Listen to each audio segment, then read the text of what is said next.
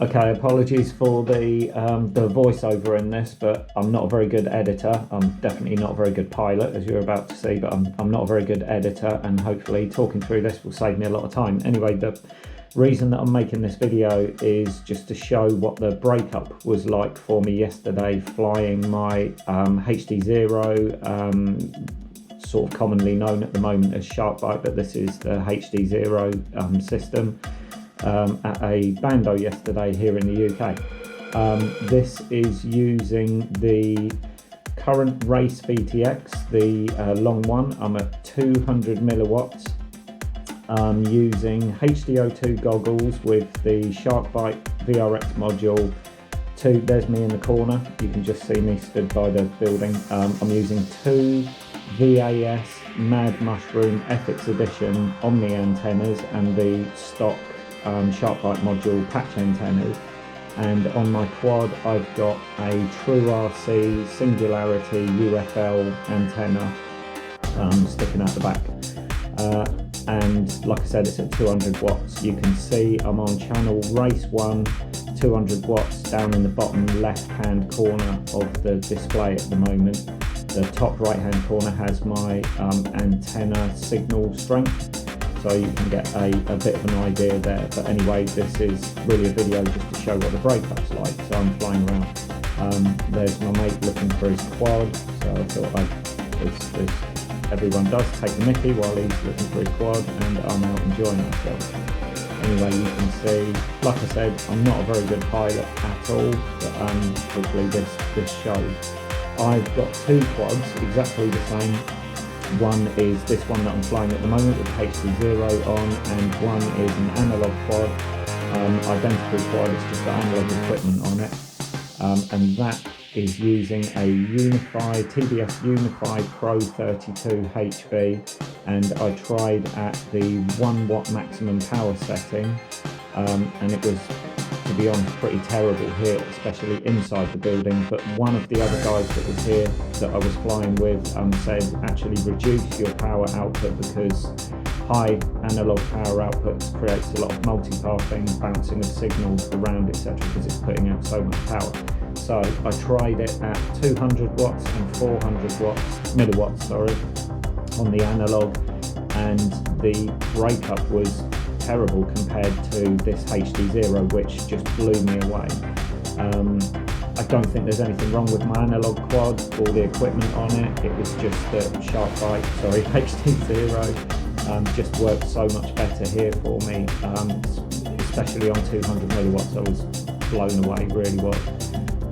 The upcoming 1 watt VTX, even there behind the building, yes, it was pretty terrible, but I expected it to be awful, and on analog at 200 milliwatts it really was terrible. I just got complete static just there when I flew behind the building.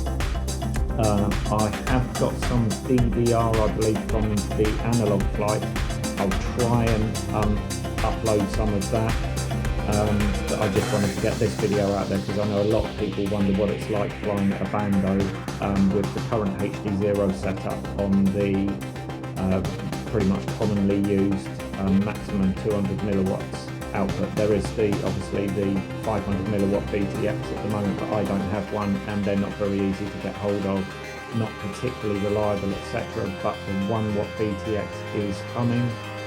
That's quite a well-known public rumour, and I know a tiny bit more information about it, but it's well worth waiting for. As you can see that this 200 milliwatts at Bando is doing really well.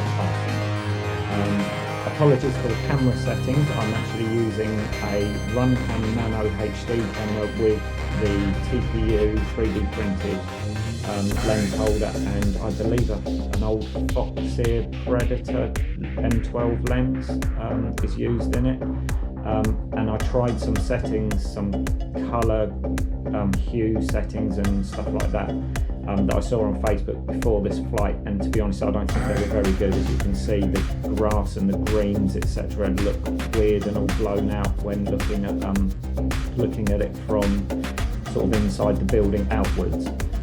It almost like the white balance isn't coping very well. I have had better settings on the camera, but to be honest, I was just enjoying myself on this flight, so I didn't bother landing and changing, I was just enjoying it. There you can see the grass, the way that from the inside of the building it just looks weird. I also think that my lens in the TPU case isn't very well focused. I've struggled, to be honest, to get it focused very well. Sometimes I get it brilliant, but then once I try and like fasten the lens in place, it goes slightly out of focus, and this to me is slightly out of focus. I've had it looking better, but again, I was just enjoying myself flying. I know it's a really common thing that people say that in the goggles view looks so much better than it does this, and I'm sure YouTube's done it to mangle the hell out of this compression wise, but it looks so much better in the goggles. That's just the fact that, to be honest, most FPV stuff does, especially when it's uploaded to YouTube, DJI, analog or HDZero.